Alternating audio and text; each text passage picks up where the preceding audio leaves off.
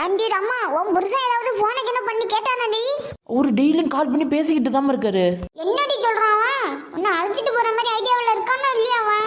டெய்லியும் வீட்டுக்கு வான்னு சொல்லி மெசேஜும் காலும் பண்ணிக்கிட்டு தான் இருக்காரு. ஆண்டி அவனை வந்து அழைச்சிட்டு போக சொல்ல வேண்டியதானே நீ? எவ்வளவு அசிங்கப்படுத்தி என்ன அனுப்பி விட்டுருக்கான். ஆண்டி அதுக்கு நான் அந்த வீட்டுக்கு போகாமலே இங்கே இருக்கலான்னு பாக்குறியாடி நீ?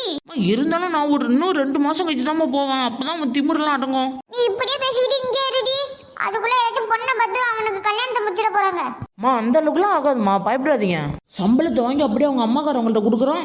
நானும் என் பிள்ளைய என்னமோ பண்றது? கொஞ்ச நாள் இங்கே இருந்தாதாம்மா அவனுக்கு புத்தி வரும். இந்த காலத்துல இவன் எப்படி இருக்கான் பாரு. சம்பளத்தை வாங்கி அப்படியே அம்மாக்காரவங்கள்ட்ட கொடுக்கறது. என்னடி கல்பனா அப்படி பாக்குற?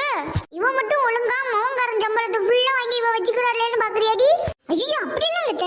ஏண்டி நீ வாயை விட்டு சொல்லிருந்தாலும் நீங்க என்ன நினைப்புன்னு எனக்கு தெரியாதா? அத நான் உண்மையாக சொல்றேன். நான் அப்படிலாம் ஒன்றும் நினைக்கல. எனக்கு நல்லா தெரியும் நீ அப்படிதான் நினைக்கிற.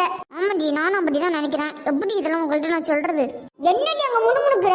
என்ன பண்றது? என்னால வாய் விட்டே சொல்ல முடியுது எல்லாத்தையும். இப்படி முணுமுணுத்துக்கிட்டு நம்ம மனசு ஆறுதல் பட்டுக்கிட்டாதான் உண்டு. அத்தை நான் அப்படிலாம் நினைப்பேன் அத்தை. அடியே உன்னை பத்தி எனக்கு நல்லாவே தெரியும். இப்ப நீ இதை பத்தி தான் நினைச்சிட்டு இருந்திருப்ப. உண்மையதான் உங்கள்கிட்ட சொல்றேன். நான் உங்களை போய் தப்பா நினைப்பேனா? தப்பா தான் நினைச்சு பாருங்களாம் பாக்கும். சரி இன்னைக்கு வர போய் சொல்லு. வீட்டெல்லாம் ஒட்டரை வச்சு சுத்தம் பண்ணி வச்சிருக்கே இல்லையா?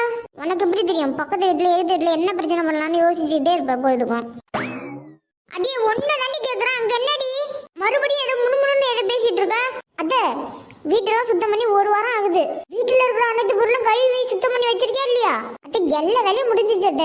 எங்க வீட்டை பார்த்தா அப்படி தெரியலையே. அங்கங்க ஒட்டரை தெரியுது. அண்ணி எல்லாத்தையுமே பக்காவா ஒட்டரை வச்சு சுத்தம் பண்ணியாச்சு.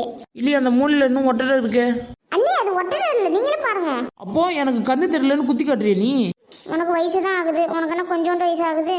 என்ன மறுபடியும் ஏதோ வாயில முணுமுணுத்துக்கிட்டு ஏதோ பேசிட்டு இருக்கீங்க? இப்ப என்ன திட்டிட்டு இருக்கீங்களா?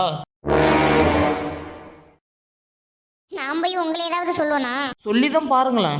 ஐயோ 2 பேரும் மறுபடியும் சண்டையை போட ஆரம்பிச்சிட்டீங்களா? அத்தை நான் ஒன்றும் சண்டை போடல. அண்ணி தான் ஏதோ பேசிட்டு இருக்காங்க. அப்போ நான் தான் வேணுக்குன்னு சண்டை வாங்குறானா?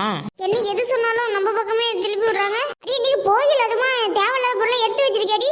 சாயந்தரம் ஆனால் எல்லாத்தையும் போட்டு எரிக்கணும்டி.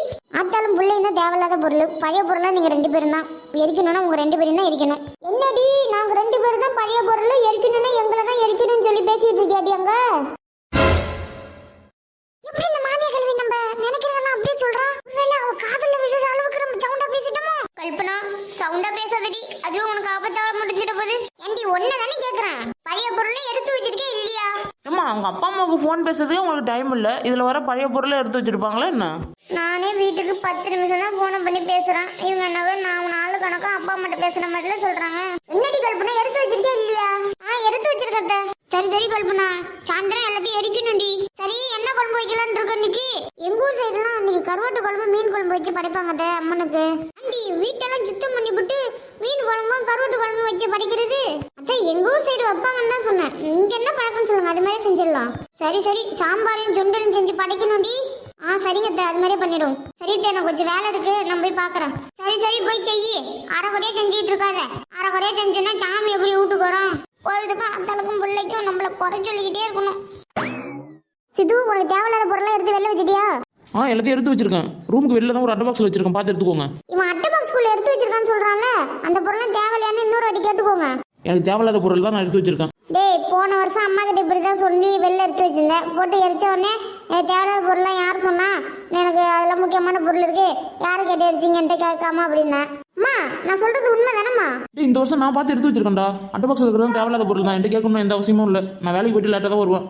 அட்டை பாக்ஸ்ல இருக்கிறதுலாம் தேவையில்லாத பொருள் தான், பயப்படாம இருங்க. சரிப்பா சித்து. இந்த வீடியோ பாக்குறவங்களுக்கு எல்லாருக்கும் ஒரு வாழ்த்து சொல்லிடுமா? சரிப்பா சீனு. பழையன கழிதலும் புதியன புகுதலும் போகி. அனைவருக்கும் வாழ்த்துக்கள்.